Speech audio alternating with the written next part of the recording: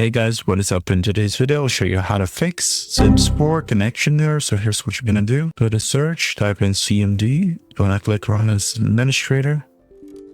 And now in here, type in ipconfig space / release. Press enter. Now type in ipconfig space / renew. Enter. Now type in ipconfig space / flush DNS. Enter. And now you're gonna type in netsh space winsock space reset. And now type in exit. Don't restart your PC just yet. You wanna go to search, go to settings, go to network and internet, advanced network settings. You wanna find the network reset.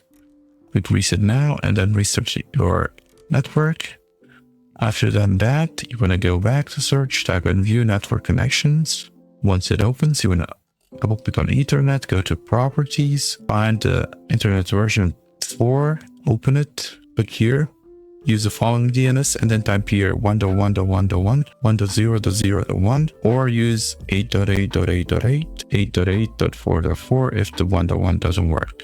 And after you've done all of that, you should restart your PC and then SIMS 4 should work properly. That's it for this video. That's how you fix SIMS 4 connection error. Hopefully this video helped you guys. Like, subscribe, comment down below. See you guys in the next one. Bye bye.